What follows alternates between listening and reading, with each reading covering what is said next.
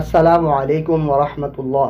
প্রিয় দর্শক শ্রোতা, আজকের ভিডিওতে আমরা আপনাদের সামনে গতকাল পবিত্র মসজিদে নববীতে প্রদত্ত জুমার খুতবার বাংলা অনুবাদ তুলে ধরব।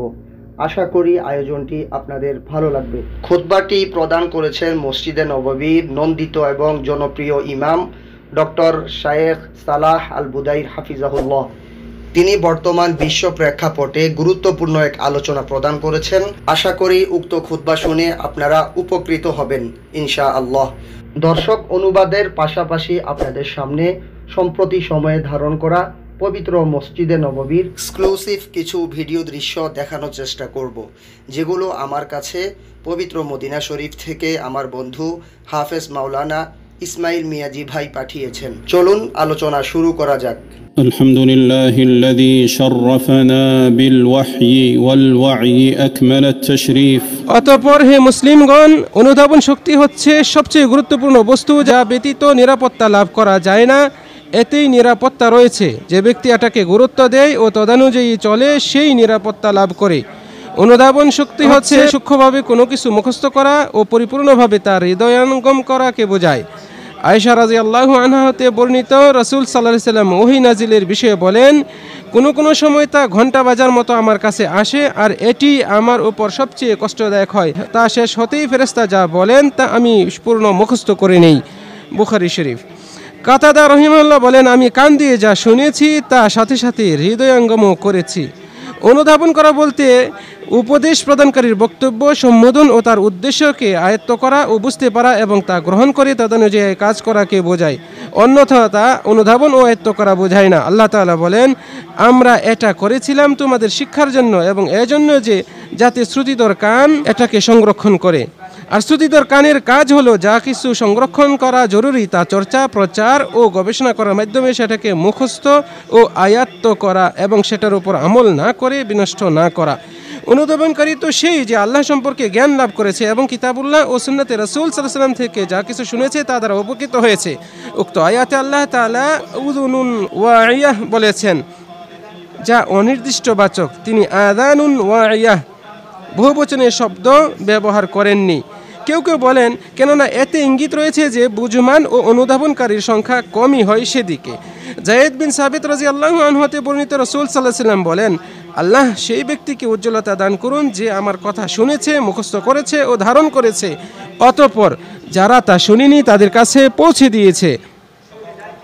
কেননা কত জ্ঞান বহনকারী রয়েছে যে নিজে জ্ঞানী নয়, আর কত জ্ঞান বহনকারী ব্যক্তি তার চেয়ে বড় জ্ঞানীর কাছে তা পৌঁছে থাকে। সুনান তিরমিজির হাদিস। রামাহুরমিজি রহিমাল্লাহ বলেন, উক্ত হাদিসে রাসূল সাল্লাল্লাহু আলাইহি ওয়াসাল্লাম দুই ধরনের ব্যক্তির মাঝে পার্থক্য বর্ণনা করলেন, যে সুন্নতকে পৌঁছে দেয় আর যে ব্যক্তি তা সংরক্ষণ করে। সেই সাথে উক্ত উক্তি থেকে সংরক্ষণকারী জ্ঞানী ব্যক্তির ফজিলত বেশি তাও বোঝা যায়। হে মুসলমানগণ, মানুষের অন্তর ও বোধশক্তি হচ্ছে এমন পাত্র যা তার জ্ঞান, বিশ্বাস, মূল্যবোধ, চিন্তা, চেতনা ও অনুভূতিকে ধারণ করে রাখে।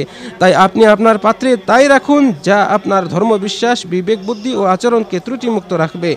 কবির ভাষায়, সৎকর্মগুলো রয়ে যাবে যদিও দীর্ঘদিন অতিবাহিত হয়, আর মন্দ কর্মগুলো তুমি যা ধারণ করেছ তার মধ্যে নিকৃষ্টতম বস্তু। আমাদের মহান রব আল্লাহ তাআলা দাম্ভিক কাফেরদের ব্যাপারে বলেন, আর তারা যা পোষণ করে আল্লাহ তা সবিশেষ অবগত। অর্থাৎ তারা রাসূল সাল্লাল্লাহু আলাইহি ওয়াসাল্লাম ও মুমিনদের ব্যাপারে যে হিংসা, শত্রুতা পোষণ করে সে বিষয়ে তিনি সম্যক অবগত। আব্দুল্লাহ বিন মাসউদ রাদিয়াল্লাহু আনহু হতে বর্ণিত, তিনি বলেন যে অন্তরসমূহ হচ্ছে পাত্রের ন্যায়, তোমরা তাকে কোরআন দিয়ে পরিপূর্ণ করো, অন্য কিছু দিয়ে নয়। প্রত্যেকের অন্তরে যা আছে তা বাহিরে উদ্ভাসিত হয়, আর তার হৃদয়ে যা রয়েছে তা মুখে প্রকাশ পায়। সেই জন্যই জনৈক কবি বলেন, অন্তরে যা রয়েছে তাই তো প্রকাশ পায়, আর হাঁড়িতে যা আছে তাই অল্প অল্প করে বের হয়ে পড়ে। যার বংশ ভালো নয় তার মুখ থেকে ভালো কথা বের হওয়ারও নয়। প্রত্যেক ব্যক্তির সাথে তার কর্মের মিল রয়েছে। জগে বা পানপাত্রে যা আছে তাই তো সে নির্গত করে। হে মুসলমানগণ, ব্যক্তি পূর্ণ অনুধাবন শক্তি অর্জন করতে পারে জ্ঞানার্জন, পাঠ ও অধ্যয়নের মাধ্যমে, আর তা সুদৃঢ় হবে বিদ্বানদের সহচর্য লাভের মাধ্যমে, যারা অভিজ্ঞতায় পরিপূর্ণ ও ঘাত প্রতিঘাতে পরীক্ষিত। বলা হয় যে অতীত বিষয়ের সংবাদদাতা হিসেবে তাই যথেষ্ট যা তার কিঞ্চিৎ এখনও বিদ্যমান, আর জ্ঞানবানদের জন্য উপদেশ ও শিক্ষা গ্রহণের জন্য তাই যথেষ্ট যা তারা অভিজ্ঞতা অর্জন করেছে। জ্ঞানীদের জিজ্ঞাসা করা, অভিজ্ঞতা অর্জন, দক্ষতা, বয়স ও অন্তর্দৃষ্টির মাধ্যমে অনুধাবন ও আয়ত্ত ক্ষমতা বৃদ্ধি পায়। ইবনে আব্বাস রাদিয়াল্লাহু আনহুকে বলা হলো, আপনি কিভাবে এই জ্ঞান অর্জন করলেন? জবাবে তিনি বললেন, বেশি বেশি জিজ্ঞাসা করা, হৃদয়ঙ্গম করা ও অন্তঃকরণ দিয়ে আগ্রহ ভরে বুঝ গ্রহণের মাধ্যমে। আর বুদ্ধিমান ও বিচক্ষণ ব্যক্তির সাথে পরামর্শ ও তাদের পর্যবেক্ষণে থাকার ফলে অনুধাবন শক্তি বৃদ্ধি পায় ও ত্রুটিমুক্ত হয়। কবি বলেন, নিশ্চয়ই বুদ্ধিমান ব্যক্তি তার বিষয় দিয়ে এলোমেলো হলে বিচক্ষণ ও পরামর্শকের শরণাপন্ন হয়, আর মূর্খ নির্বোধ ব্যক্তি তার নিজের যুক্তিতেই অটল থাকে। তুমি দেখবে সে তাতে বিপদের সম্মুখীন হবে। অনুধাবন ও আয়ত্ত শক্তি হচ্ছে গুদামের ন্যায়, যা বাড়ে ও কমে। বলা হয় যে আত্মনিয়োগে প্রতিভা ভারে, আর অনুশীলনে ব্যক্তিকে উৎকর্ষতার শিখরে পৌঁছায়। বুধ শক্তি সম্পন্ন সচেতন ব্যক্তি দায়িত্ববান হয়, কোনো কিছুর পরিণতি প্রকাশ হবার পূর্বেই আন্দাজ করতে পারেন, বস্তুকে সমতুল্য বস্তু দ্বারা পরিমাপ করেন এবং অন্যদের থেকে শিক্ষা নেন ও ক্ষতিকারক বস্তু থেকে সতর্ক থাকেন। দূরদর্শিতা সম্পন্ন ব্যক্তি এমন যিনি সঠিক সিদ্ধান্তের আলোকে ফলাফল আগাম বুঝতে পারেন। হুযাইফা বিন ইয়ামান রাদিয়াল্লাহু আনহু হতে বর্ণিত, তিনি বলেন যে লোকজন রাসূল সাল্লাল্লাহু আলাইহি ওয়াসাল্লামকে কল্যাণ সম্পর্কে জিজ্ঞাসা করতেন, আর আমি তাকে জিজ্ঞাসা করতাম অকল্যাণ সম্পর্কে, এই ভয়ে যেন আমি ওইসবের মধ্যে পড়ে না যাই। সহিহ মুসলিম। বুধ শক্তি সম্পন্ন সচেতন ব্যক্তি এমন কাজ ও বস্তু পরিহার করেন যাতে ব্যর্থতা ও লোকসান রয়েছে। তিনি ওই সকল বস্তু থেকে নিজেকে আড়ালে রাখেন যাতে নিজের দোষ ও কলঙ্ক তৈরি হয় অথবা অন্যের ক্ষতি হয়। যা মানুষ ঘৃণা করে তা থেকে তিনি বেঁচে থাকেন। অপছন্দনীয় বস্তু হতে নিজেকে সরিয়ে রাখেন এবং যা অনুচিত তা থেকে সুরক্ষিত থাকেন, ফলে তার থেকে সৌন্দর্য অবারিত হয়, মুক্তা ঝরে। হে মুসলমানগণ, বুধ শক্তির অভাব এমন একটি আপদ বা বিপদ যা অজ্ঞতা, তুচ্ছতা, উদ্দেশ্যহীনতা, মনোযোগের অভাব, বেপরোয়া ভাব ইত্যাদির উপর প্রতিষ্ঠিত। এটা বিপজ্জনক যে বিচক্ষণ ব্যক্তিকে উপেক্ষা করে ক্ষমতা বলে কোনো সিদ্ধান্ত গ্রহণ করা হয়।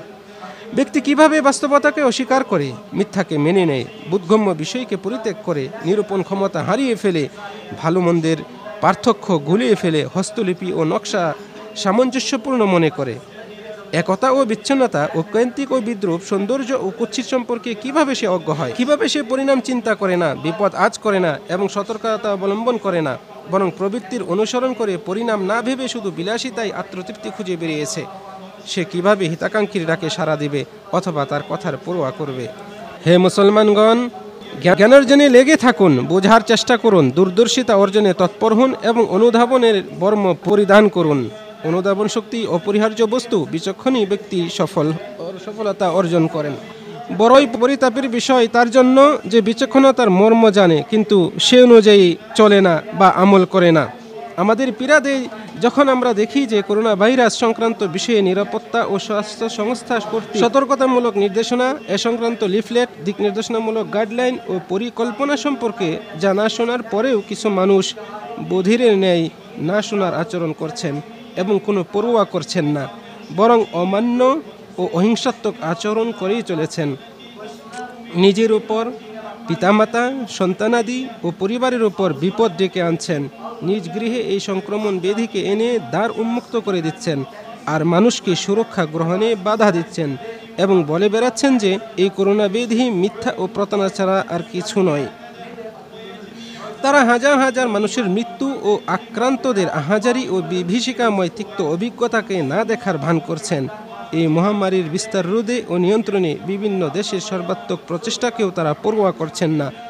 অতএব এমন বিভ্রান্তিকর চিন্তা ও উক্তি পরিহার করুন, সচেতনতায় ফিরে আসুন।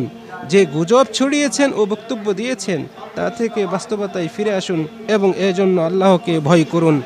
যা জানেন না তা নিয়ে কানাঘুষা বন্ধ করুন।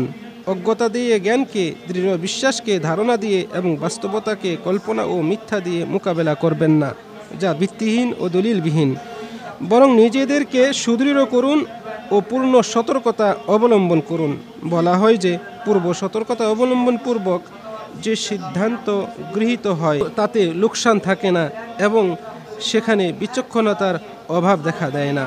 আমি আল্লাহ রাব্বুল আলামিনের কাছে ক্ষমা প্রার্থনা করছি, আপনারাও আল্লাহ তাআলার কাছে ক্ষমা প্রার্থনা করুন।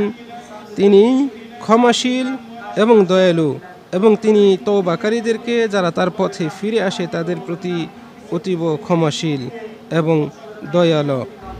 এ পর্যায়ে প্রথম খুতবা সমাপ্ত হয়েছে। প্রিয় দর্শক, ইনশাআল্লাহ আগামী রবিবার বাংলাদেশ সময় বিকাল 5টায় পবিত্র মসজিদুল হারামের জুমার খুতবার বাংলা অনুবাদ প্রচারিত হবে। আশা করি চ্যানেলটি সাবস্ক্রাইব করে আমাদের সাথেই থাকবেন।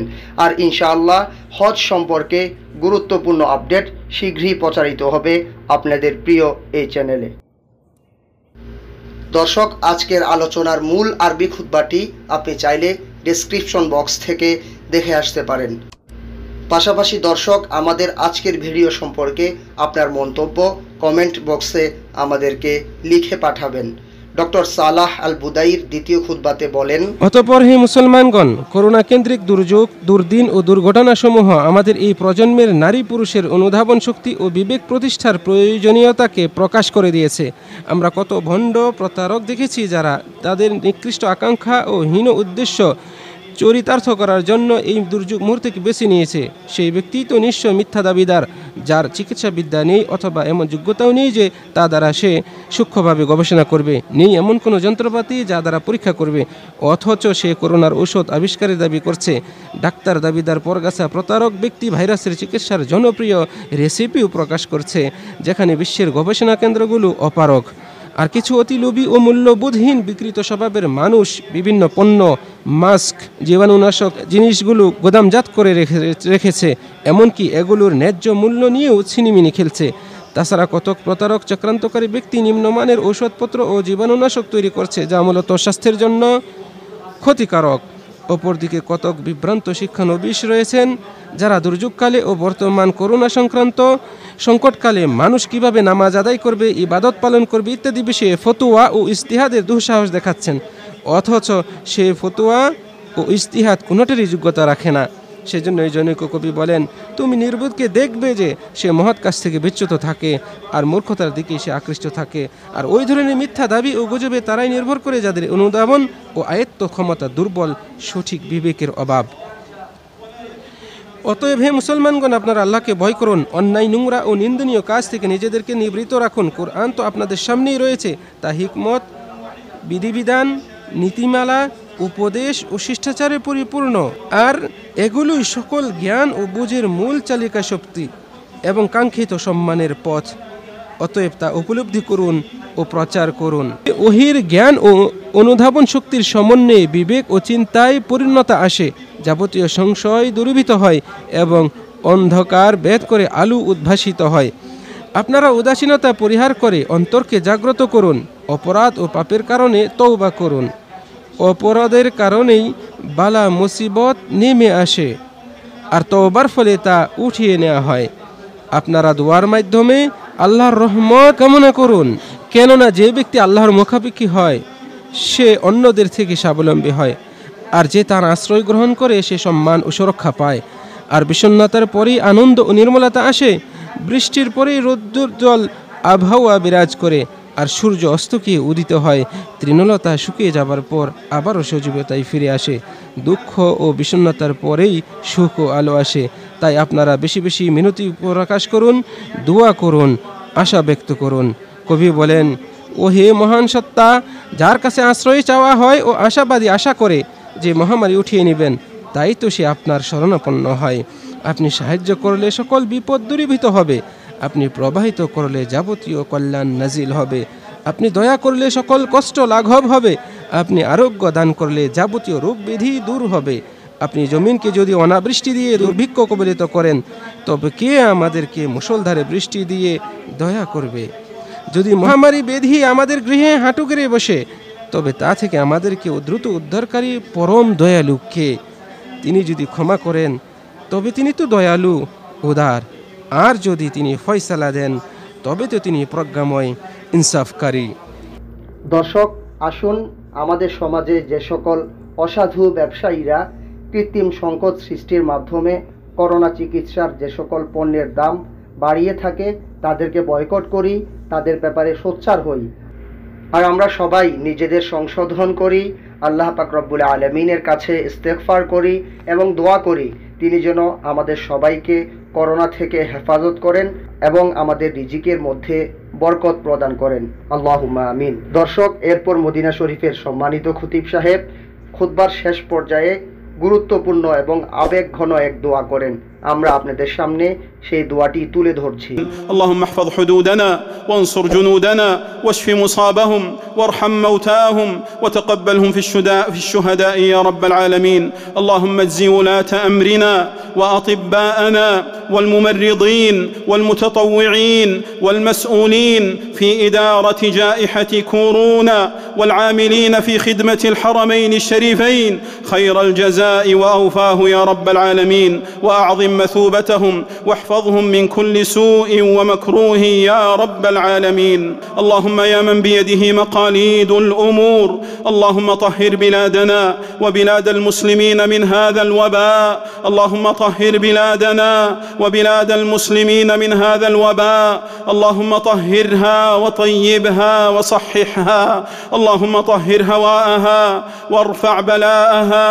اللهم أنت الولي الحفيظ الكافي وأنت المشافي والمعافي. اللهم اشف المرضى والمصابين وفرج عنا وعن أمة نبينا محمد صلى الله عليه وسلم أجمعين يا أرحم الراحمين. وتقبل من مات بسبب كورونا في الشهداء يا أكرم الأكرمين. اللهم اشف مرضانا وعاف مبتلانا وارحم موتانا وانصرنا على من عادانا. اللهم اغفر للآباء والأمهات الأحياء منهم والأموات يا أرحم الراحمين. اللهم اجعل دعاءنا مسموعا ونداءنا مرفوعا يا كريم يا عظيم يا رحيم. দর্শক, পবিত্র মসজিদে নববীতে প্রদত্ত গত সপ্তাহের জুমার খুতবার বাংলা অনুবাদ দেখতে চাইলে উপরে ডান পাশে ক্লিক করুন। আর আপনি যদি পবিত্র হজ সম্পর্কে গুরুত্বপূর্ণ আপডেট জানতে চান তবে নিচে বাম পাশে ক্লিক করুন। আল্লাহ পাক রব্বুল আলামিন আমাদের সবাইকে কবুল করে নিন। আল্লাহুম্মা আমিন। আসসালামু আলাইকুম ওয়া রাহমাতুল্লাহ।